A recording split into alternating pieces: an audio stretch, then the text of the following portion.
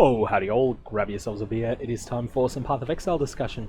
It is day 7 of Heist spoiler season at the moment, and we're starting to get to the point where there's a couple of bigger pieces of news coming through. Firstly, we've got 2 small teasers and 1 big piece of news that came out today. Firstly, I'll go through the Oscillating Sceptre. This is one of the new bases that will be exclusive to the Grand Heist mechanic. So think of these as being this league's equivalent of the Temple of Exile. It's a capstone encounter after you've done several normal contracts that you've run through maps. You'll then build up a blueprint, which you'll then sort of advance and explore and expand on. Then you'll actually go and run that blueprint, and it will be one of the Grand Heists. They will have treasure rooms, and one of the different things you can get in the treasure rooms is the new bases, these experimental bases. What these are, they're basically just a new type of crafting base. The Oscillating Sceptre is a really strong looking one. So here, where a scepter would normally have increased percentage elemental damage, and that would be increased damage. Here, this allocates elemental overload, one of the keystone nodes on the passive tree. Elemental overload, if you've never played with it, it's important to get a sense of how it works. Elemental overload completely removes your ability to scale damage through critical strikes normally.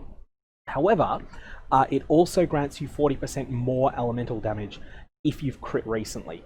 And when I say recently, it's not the recent as it normally is in the game. It's 8 seconds. So in the game, the word recently has a meaning of 4 seconds. I'm using it for its plain English meaning, and it is in the last 8 seconds. So if you're using some sort of cold skill that deals 100,000 damage per second, then once you hit a crit, then at that point that will jump up to 140,000. The ways that you can use this. So essentially, it's generally best in conjunction with damage over time skills, but it is not exclusive to them. And I do think that this will be a very strong option for any build that wants to use Elemental Overload but doesn't go close to it on the passive tree. You are giving up your Scepter's Implicit, and that Scepter Implicit would normally be at endgame around 40% increased damage with elemental skills. So it's a considerable amount you're giving up, but really you can think of that as being about 2 or 3 passive points. And if Elemental Overload, if connecting to it on the tree would have cost you 6 passives, then clearly this is an absolute no-brainer. You want to use an Oscillating Sceptre. It's item level 39 on the one that they've demonstrated here. That's really interesting. That means that these are going to be available earlier in the game than most other special crafting bases are. So if you think, for instance, of the Vermilion Ring, which is the Atlas specific ring that gives, I think it's plus 7% to life is its implicit, that's only available at very high level. I know that the steel rings kick in at item level 80. Vermilion, I think, might be 78 or 79. These, however, can be found much earlier in the game. So potentially, as soon as you're doing your first Grand Heist, you might be able to pick up one of these. That's going to be powerful if you can get them. So for that reason, I think these are going to be great. Additionally, this will likely be an incentive to run item level 86, to run whatever tier of contracts gives you item level 86 items. So that may mean that there's a real premium on Cirrus Watchstones this league, although we'll have to find that out when we've worked out some more on how the item levels of various contracts and the like are determined. So that's going to be an interesting one. The other thing of note is that these are not influenced by default, but I don't see any reason why you can't use various shenanigans to make them influenced. So if, for instance, you wanted a Redeemer influenced one, that would be as simple as finding one with item level 68 or higher, and then smashing it with a Redeemer, with a Redeemer's Exalt. If you wanted it to be Shaper influenced, you'll need to jump through a few more hoops, and the way that you'll do that is to acquire, say, a Redeemer's Exalted Orb. It doesn't need to be Redeemer, it can be one of the others, and also acquire a Shaper Scepter, and then use an Awakener's Orb to combine them together. And then you'll end up with an Oscillating Sceptre that is Shaper and Redeemer influenced. And you're not stuck to being Redeemer either. You can go with a different Conqueror influence if you prefer. So you should be able to get this as a Shaper or Elder influence, but not both, or as any of the Conqueror influences if you want to. The second minor thing is the Shroud of the Lightless. So firstly, Shroud of the Lightless itself is changing. Socketed gems are supported by level 25 elemental penetration. This item's been in a bad place for a while. It's kind of a cool piece of armor.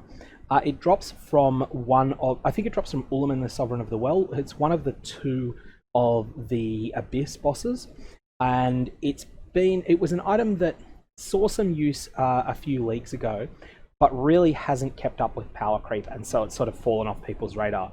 It has one real advantage, and that is that it only needs to be 5-linked, because it has an abyssal socket, but it sort of makes up for that by having socketed gems supported by level 20 elemental penetration. So that's going up to 25. That is a upgrade, and additionally, this adds credence to my belief that elemental penetration will be a skill gem in the new. Will be a support gem in the new league. The other mods are all within the range that they can roll normally. But the big news isn't Shroud of the Lightless being buffed slightly. It is the Replica Shroud of the Lightless, which is looking kind of ridiculous and kind of cool. So the Replica Shroud of the Lightless is its own unique item that is loosely based upon someone trying to mimic Shroud of the Lightless and sort of failing. And all it is, it's going to have 353 evasion rating, 98 energy shield, some degree of maximum mana as an implicit, and 6 abyssal sockets.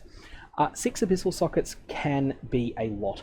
The most broken use of this is that this is a chest piece that gives 6% reduced mana reduction at the very top end. If you have in every abyssal jewel socket, if you have an abyssal jewel that grants 1% reduced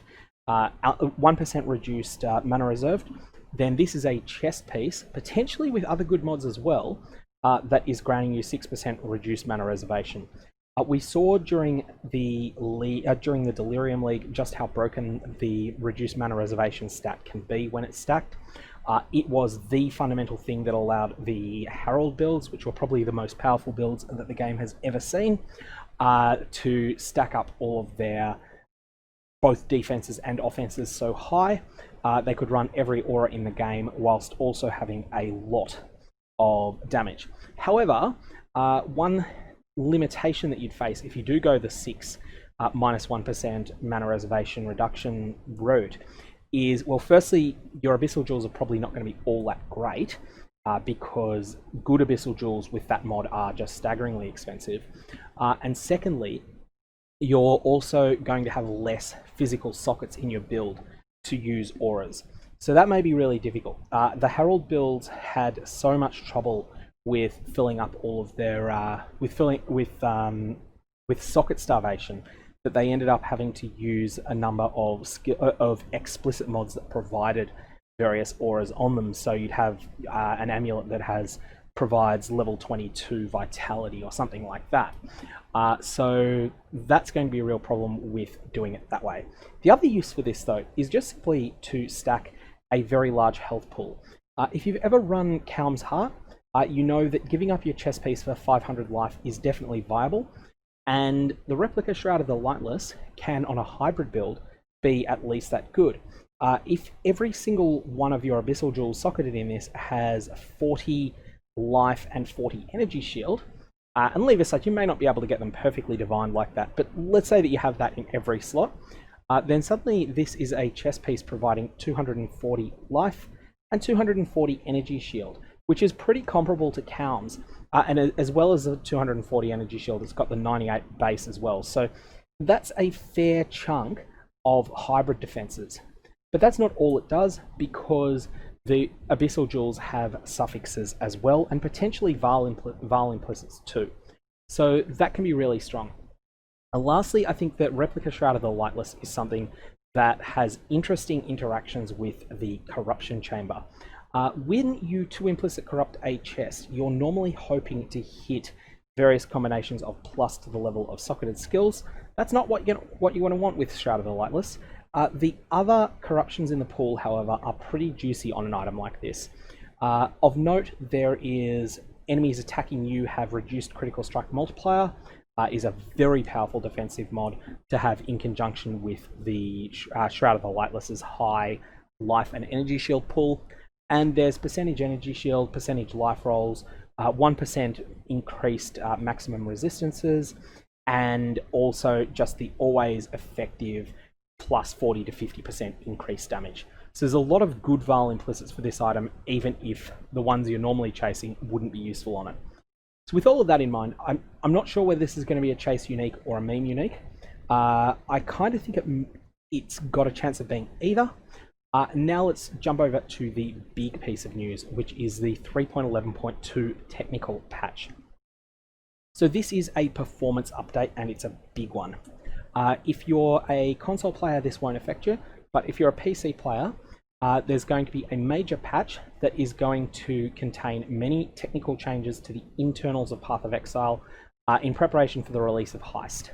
So this will change the entire way that Path of Exile stores its data, which might conceivably kill off data mining, and will require a complete re-download of the game for everyone. Now, if your internet's as crangled as mine is here in Australia, then this may be big news. Having to do a 25 gigabyte patch is going to probably, for me, mean starting that as soon as I finish work one day at 5 o'clock and hoping like hell that it finishes before my team meeting at work, because I'm working from home, my team meeting at 10 o'clock the next day. It could be that big a download here. So there's a number of improvements though that GGG have been storing up, each of which was going to require a full re-download. So they've decided to just get them all out at once. So firstly, changing how Path of Exile stores its data. For a decade, they've been using a specific system where basically everything gets shoved into one file called content.ggpk. That file is massive. It's a mess. It gets fragmented. I don't know how this is going to exactly be changed, but there'll be some major improvements probably to performance, especially for people who are running an old school hard drive, who are not on an SSD. Now I've got an SSD for Path of Exile, but a lot of people don't. Firstly, faster patching will be a big thing here. Patching the Path of Exile with the standalone patcher, what normally happens is that the game firstly allocates a large amount of space on your hard drive, then it does its download, which takes a while. Well, in my case, that's the limiting factor time-wise, and then it performs the actual patching. With this system, the files being downloaded, with the new system, files are bundled together, which means that the individual files that are being downloaded should be larger, but there should be fewer of them. Rather than needing to make hundreds of thousands of separate little web connections, this should be much faster. Steam patching appears to be completely fixed. I've never run Path of Exile through Steam, but I've heard lots of horror stories. Now it looks like people who are running through Steam should experience the same as everyone else. Preloading improvements. This is going to probably fix the last remnants of betrayal lag. People who have... There's certainly a section of the player base that stopped playing hardcore because they would find that every time that the betrayal monsters spawned in an area, that when intervention appeared, they would die. They would freeze up and they would die. And as a result, these are players whose preference in the game was to play hardcore. They ended up having to change to softcore.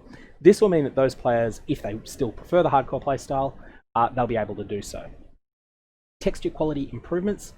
So there's now a newer compression system that should apparently result in better textures throughout the game. There's an audio re-export. Now, I'm not sure if this is, well, they're saying that there's some improvements to the audio. I'm not sure exactly why that will work, but anyways, I'll take their word for it. Some minor engine improvements, and they're saying that they think that this will improve both the Vulkan renderer and the DirectX 11 renderer.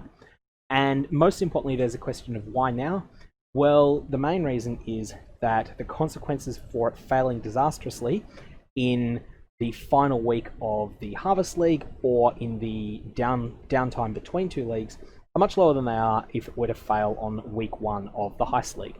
And so the risks can be taken now when it's not going to be disastrous. If the worst case scenario happens and they have to completely roll back this patch, they can do that and revert to the last stable 3.11.1 release, which is obviously going to suck because we'll need to download it again, but then they can release Heist on a stable platform. On the flip side, if it works, if 3.11.2 works and it has all of the promised improvements, then this is going to be a great improvement.